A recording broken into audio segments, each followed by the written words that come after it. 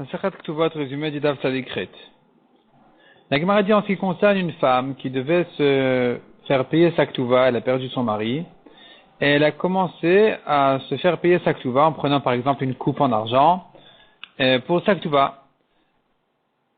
Alors que, en principe, on dit une femme qui a déjà reçu sa Ktuva n'a plus le droit aux mésonotes. Elle ne peut plus réclamer aux héritiers de la nourrir. Ce n'a été dit la Gemara, que si elle a pris toute sa Ktuva. Mais si elle n'a pris qu'une partie, alors le reste est considéré comme si, puisqu'il lui reste encore de sa Ktuva à prendre, qu'elle n'a pas reçu, c'est considéré comme si elle n'a rien touché encore, et que donc, elle mérite encore ses mésonotes, il faudrait encore lui payer ses mésonotes. La halakha n'est pas comme Rabbi Shimon qui dit qu'elle a tout perdu, elle a perdu ses mésonotes. C'est-à-dire, elle a tout perdu dans ses mésonotes, elle n'a plus le droit d'être nourrie, elle ne peut plus que prendre sa Ktuva. La halakha n'est pas comme ça, elle peut continuer à être nourrie encore. La Gemara dit encore, une femme qui vient vendre des terrains pour se faire payer sa Ktuva. Est-ce qu'elle doit jurer qu'elle n'a pas pris plus que ce qu'elle méritait, ou elle n'a pas besoin de jurer?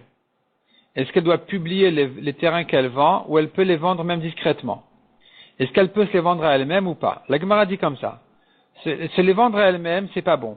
Elle peut pas se les vendre à elle-même. Par contre, quand elle vend aux autres, elle n'a pas besoin de publier.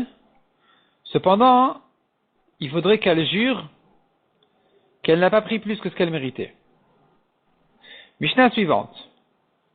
Une veuve qui avait une Ktuva de 200. Elle a vendu un champ qui valait 100 pour 200. Ou bien un champ qui valait 200 pour 100. La vente est faite et on considère qu'elle a reçu avec ça toute sa Ktuva.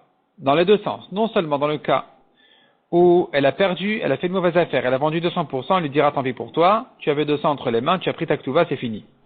Même dans le cas où elle avait 100 et qu'elle les a vendus pour 200, je considère que celui qui a gagné de cette vente-là, c'est pas elle, c'est plutôt les héritiers. La Gemara dit, un homme qui a envoyé quelqu'un pour vendre ou pour lui acheter quelque chose et il a fait une bonne affaire, celui qui a gagné, dans certains cas, on dira que tout ce qui a été gagné va directement au propriétaire et pas à l'envoyé.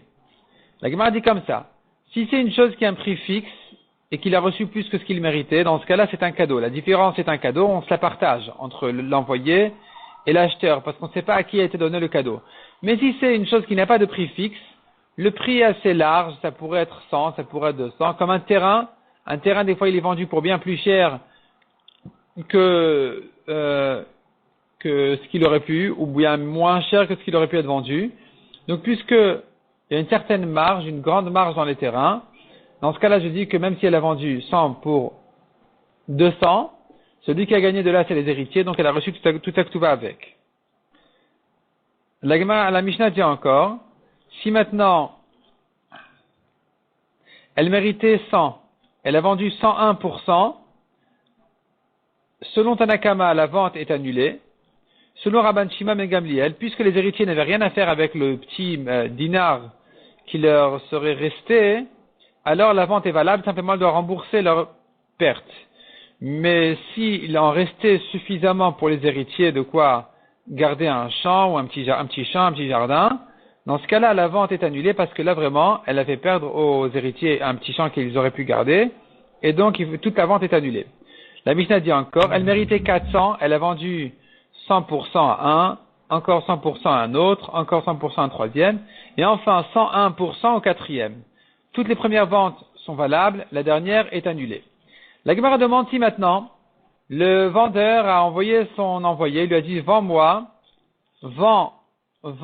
pour moi mon champ. Et il lui dit, voilà, tu vends une certaine taille de champ, un demi-cours, et l'autre il est allé, il a vendu le double. Est-ce que je considère qu'il n'a qu'ajouté sur sa mission, mais au moins le début, ce qu'il aurait dû faire est valable, ou je considère qu'il a transgressé complètement les paroles de son envoyé, du vrai vendeur, et que donc tout ce qu'il a fait est annulé? Et la Gemara conclut et dit que la Gemara ne conclut pas encore, la Gemara dans ce daf encore était sur le débat, est-ce que je considère que quand le shaliach a ajouté, eh bien, ça s'appelle il a raté complètement sa mission et tout est annulé, ou je dis que non, il a ajouté, c'est un ajout, le début était encore valable. C'est-à-dire, le demi-champ est vendu, le reste n'est pas vendu, donc ici la Gemara est encore ouverte sur cette question.